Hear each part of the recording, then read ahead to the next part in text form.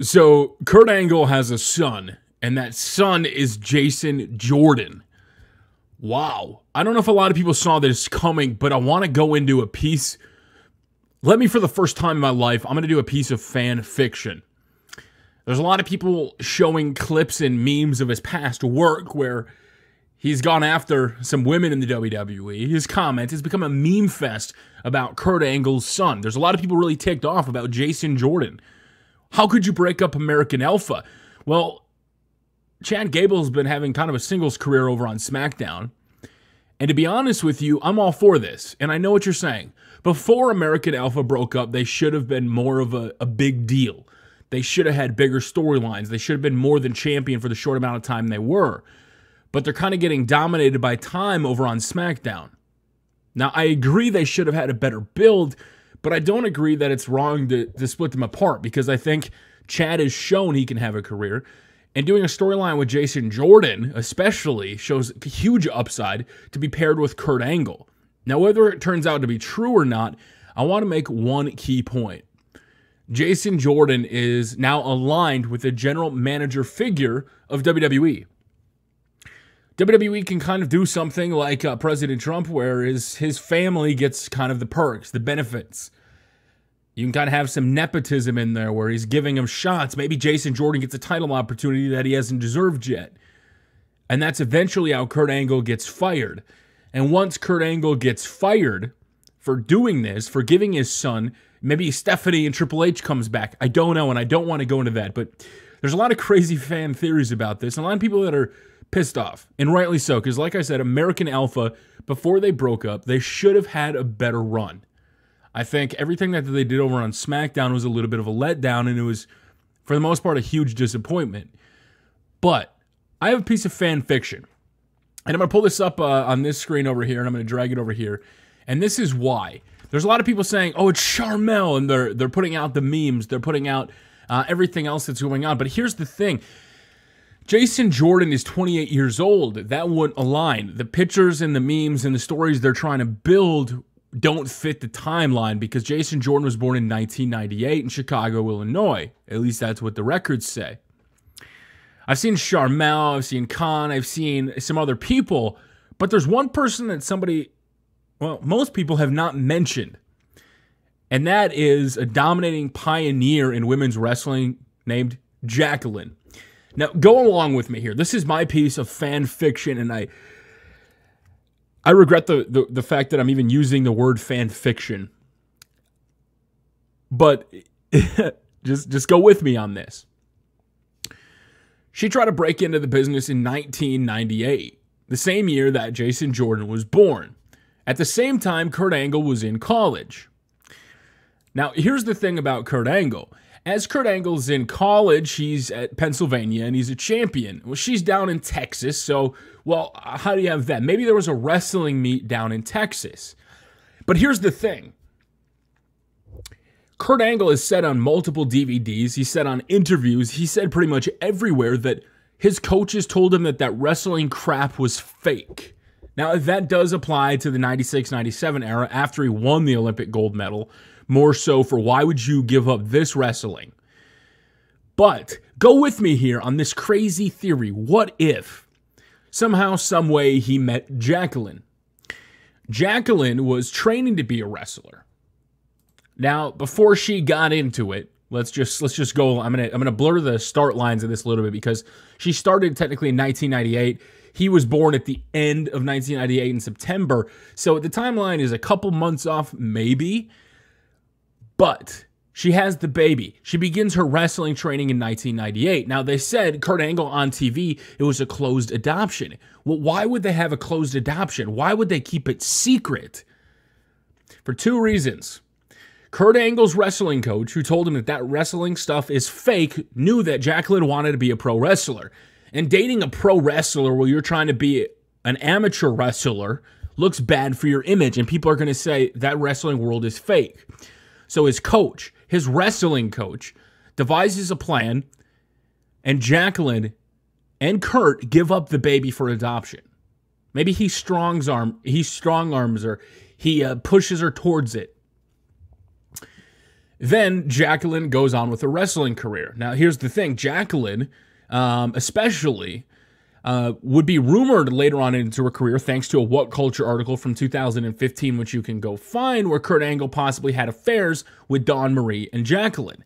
Well, if you've previously had a relationship with Jacqueline and you're on TV and you have fresh rumors, well, you want them to be fresh, because if they know you had a kid 8 years ago or 9 years ago or how many ever years ago, that would be huge. But Jacqueline is finally in her WWE career. She's going after it. She's becoming a big deal. But that's when Kurt Angle comes around. After she left WCW, or she submitted photos to WCW, she would join the WWE in mid-1998 when Kurt Angle was in full swing. The two kind of reconnected. They maybe had their affairs. And Kurt Angle, the fledgling star he was, gave a little poke to Jacqueline. And Jacqueline got over it. Now, I'm not going to take anything away from Jacqueline, because this story would make it seem like Kurt Angle made Jacqueline, which isn't true. Jacqueline was phenomenal on her own. She's wrestled in Japan. She's wrestled all over the world. But imagine, everybody's thinking Sharmell. They're thinking other... Jacqueline's timeline fits. Kurt Angle's timeline fits. Now, here's the other thing. Does it have to be a WWE superstar? No.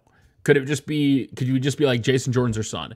And then Jason Jordan can eventually just reveal with Corey Graves that they used it all to get away from Chad Gable, because maybe the fan favorite, maybe Triple H always loved Chad Gable more out of the two.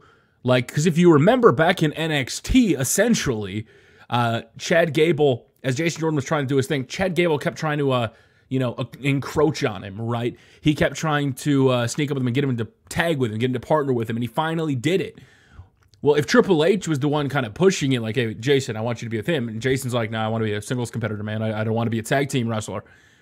And he keeps pushing him and pushing him, and that resentment finally happens. When the getting's good, it's great. You have American Alpha as the NXT champions beating the Revival. You have amazing matches. You change the world, but then you get called up to the main roster. And then things go downhill. Things take a turn for the worst. And now you're in a position where, what are you going to do? You're always forced to be with Chad Gable, so now you're working with Corey Graves, because Corey said he's been friends with him for NXT for the longest time. So he knows that Chad was probably always the favorite one. They always knew he was the guy. So knowing his background in wrestling, I mean, they both have wrestling backgrounds in wrestling. I mean, I still remember when I saw Chaz Betts, a.k.a. Chad Gable, in Eau Claire, Wisconsin, at a Heavy on Wrestling event. So you have Kurt Angle and Jacqueline, who had the baby. The coach forced them to give up the baby. Eventually, Kurt rekindled with Jacqueline as she went on to a wrestling career. That close adoption allowed Jacqueline to go on to her wrestling career, and this allowed Kurt Angle to do his thing until he eventually came to WWE. Now, they could go John Cena, Mick Foley route here, and you could have Mick Foley back on TV and look at the past. You could have Kurt Angle's past, and you could have out come the coach. And the coach basically comes out in the build to SummerSlam and is like, yeah, listen, Kurt, you were going to be a damn all-star, man. You were going to be an Olympic gold medalist. You had everything, Kurt. Why would you give it up to be with a wrestler? You sold out, Kurt. But you got the medal, and you wouldn't have got that medal without me and without forcing you to give up that baby. And Kurt, look how it all turned out. Your baby turned out great. He's in WWE. Your kid's in WWE now. Look at him. You were a star. You were an Olympian. Then you have Jackie's trainer come in. That kind of corroborates the story a little bit.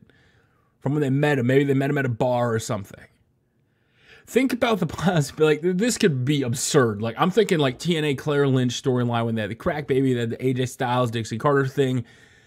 Like, if you want to put some legs to this and you wanted to attach somebody, and then Jacqueline could eventually, maybe she makes an appearance back. I'm pretty sure Jacqueline's a Hall of Famer, right? I'm positive she has to be. If Jacqueline's not a Hall of Famer, that's the biggest mess up. Yeah, she was inducted in. Okay. But I think this is like... I could totally see it. I could 100% see Jacqueline, Kurt Angle, and Jason Jordan having a kid. Screw Sharmell. Now, if it was Sharmell Shucky Ducky, quack, quack. You could have a feud. You could have Booker T come back to wrestle Kurt Angle. So your match that Kurt Angle has is versus Booker T instead. And that's your big payoff match, which people would probably be really pissed about. Or this is all just deployed by Corey Graves and Jason Jordan to get something.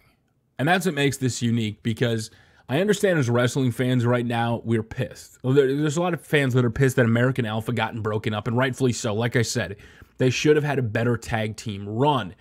But the fact that they got broken up and Chad Gable is doing some stuff now and Jason Jordan is with the central figure, when as the tag team they weren't doing anything, because I was really disappointed on SmackDown Live, but then you had the evolution of, I don't think anybody saw Rhino and Heath Slater becoming as big of a deal as they did.